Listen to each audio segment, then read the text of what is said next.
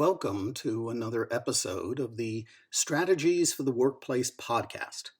Before getting into the article, just a quick reminder that the book from which these articles are taken is now available on Amazon in print and digital Kindle format.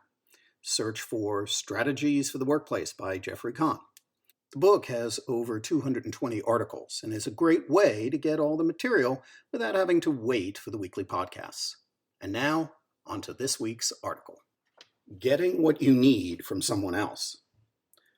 Whether or not you're an individual contributor, it's likely you will need to have someone else perform a task upon which you depend. Your request may be to another department, such as the one in charge of development, the marketing department, support, etc., or simply may be to another person in your own group. In general, such requests share some common elements that you and the other party will have to work on. For example, you need to establish the business need for the effort, develop the requirements, scope and cost the effort, and assign and schedule the effort. The point is that there are things you need to do in order to get other people to do work you need. Investing in the process and the quality of the upfront work will pay dividends. Shortchanging the process can result in no useful deliverable, wasted time and money, and worse. Let's look at how to apply this a bit. First, some terminology. Let's call the person making the request, which might be you, the consumer, and the person implementing the solution, that's the other person, the provider. The first thing the provider needs to be clear about is what the consumer wants. It may be that the consumer, remember this is you, knows what he wants and how to calculate it. It may be that the consumer only knows what he wants, but not how to describe it in the language, terms, and jargon the provider needs. Do not assume that the way a consumer thinks a task should be done is the appropriate way for the provider to do it. It can be helpful for consumer and provider to develop requirements jointly. For example, the consumer may not be, say, a software developer, yet has a problem that he believes may be addressed through software.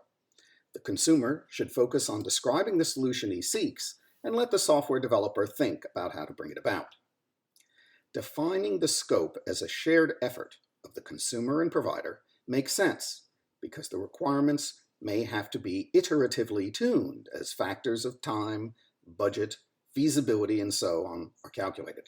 The cost calculation is mostly the responsibility of the provider working within the budget of the consumer. The consumer will have to establish the business need, in other words, the justification for the expensive resources to get the job done. Typically, managers at each level of an organization have a maximum amount of money they can approve, and for larger amounts, they need to argue the case further up the chain. With higher rank comes broader responsibility. For example, at a department level, a manager may only need to trade off one project for another. At a division level, a manager may need to trade off development with training, maintenance, facilities, and the like. In general, a series of smaller, more under-the-radar efforts may be easier to push through than a single large job. When you're in front of any potential approver, be prepared to discuss what could be done for less or more than the amount of funding you are requesting. While the consumer may orchestrate an overall plan, perhaps involving multiple providers, for a specific deliverable, each provider likely will lead in scheduling, assigning, and project managing its own team. Recognize that most sub-projects take longer than expected, no matter how sincerely promises of on-time delivery are made. The point is that getting other folks to deliver things you depend on requires careful planning and attentive execution. Do not assume that you simply can ask and receive.